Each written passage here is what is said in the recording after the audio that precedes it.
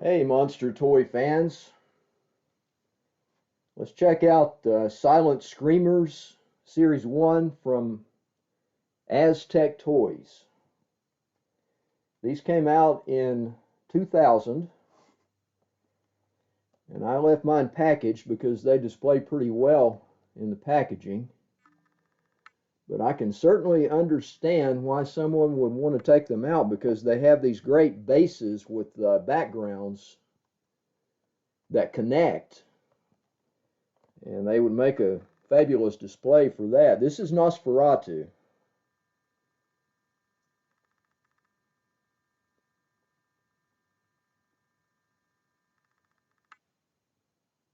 Graf Orlock. Really great packaging. I love this packaging. And you know, these are highly stylized, but I think it suits them. The sculpts are great.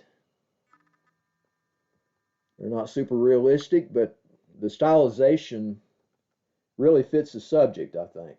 They really appeal to me.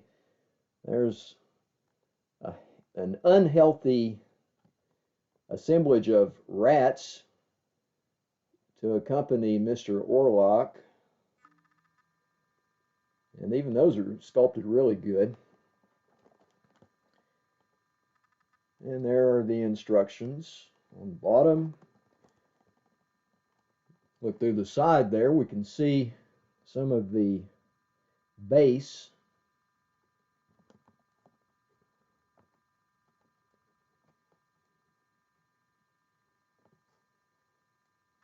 You get quite a bit of glare on, this plastic, but what are you going to do, you know?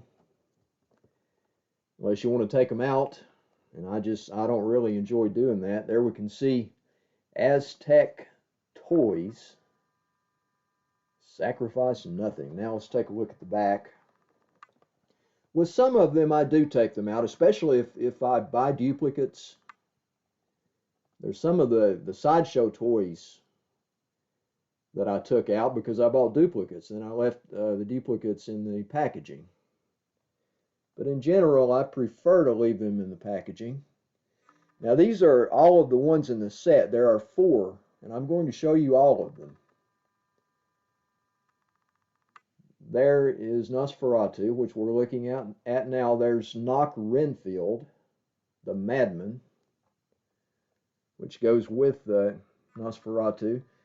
Dr. Caligari and Cesare the Sleepwalker. Those two go together from the Cabinet of Dr. Caligari, 1919. Of course, Nosferatu is from 1922.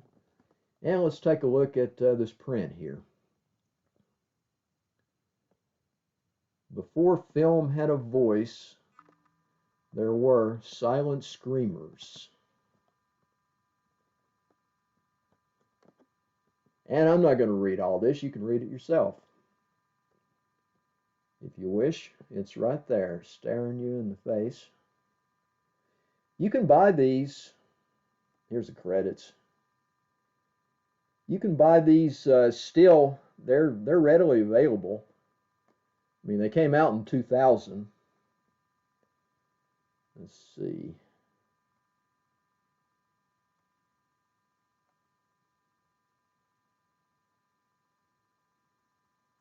Yeah, there we go. Yeah, see. 2000 Art Asylum. And the rest of the regular stuff. They're made in China, but you know, they're pretty nice. I was happy to find these in Toys R Us back in 2000. I was always on the lookout. Well, all my life I've been on the lookout for monster toys and dinosaur toys. And like I started to say, you can find these on the secondary market, internet auction sites, maybe Amazon, I don't know. Probably for the mint in package examples, this is Knock Renfield that goes with the Nosferatu. Mint in package examples might run you between $30 and $50 total once you figure, you know, shipping and tax, of course, which is a necessary evil these days. Can't get away from that. Aztech toys. And you know, the graphics on these cards are great. That's one of the reasons why I wanted to leave them in the cards, on the blister cards. Lead sculptor, Stefan Linder. Package art, Alex Ross. Well, no wonder it's great. It's freaking Alex Ross, man. Okay. You know, between 30 and 50 bucks a piece, mint in package on the secondary market probably. And you can find them loose on eBay too. And, you know, probably about half that much if you find loose examples. But you're not really sure that, you know, it's going to have all of the accessories and such. These have quite a few little accessories. And those get lost pretty easy once they come out of the package. So just look at pictures of packaged examples if you want to buy a loose one, and make sure you're getting all you're supposed to.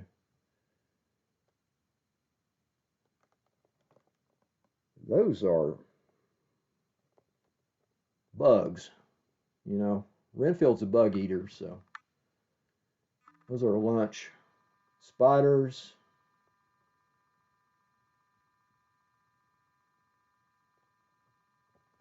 I don't know if that's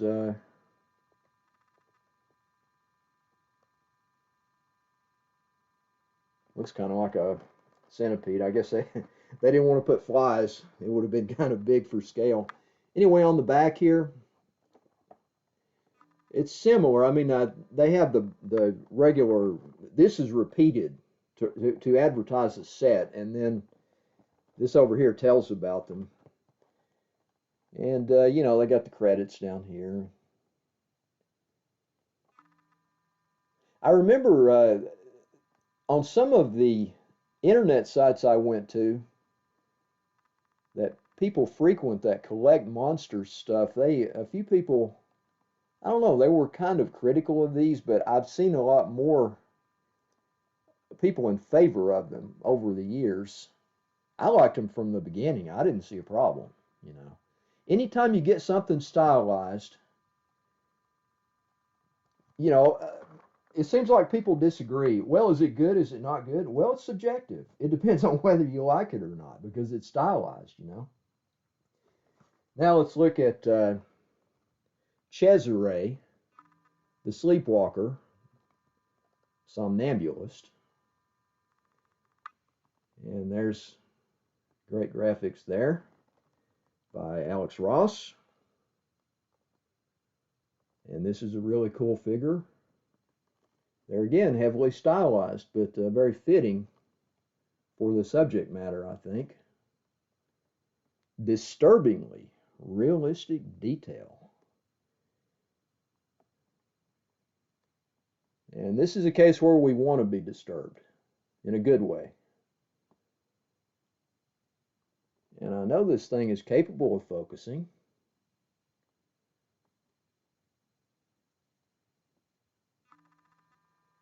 Ah, it decided to focus. Well. And there are the instructions on the bottom. And as you look through, you see a warped lamppost. The backgrounds are heavily influenced by the cinema, and there's the girl, of course, back there. Are heavily influenced by the German expressionistic cinema that these are derived from, these films and these figures. So, totally fitting and very cool. And again, we have the packaging.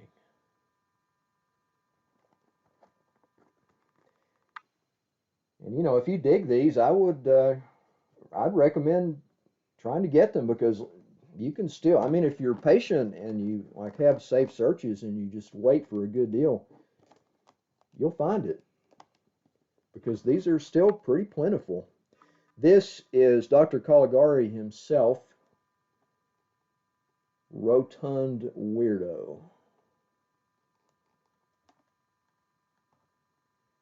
And of course, if you take these out of the package, the bases and backgrounds connect between Dr. Caligari and Cesare, and also between Nosferatu and Renfield. So you can make some pretty cool dioramas if that's your thing.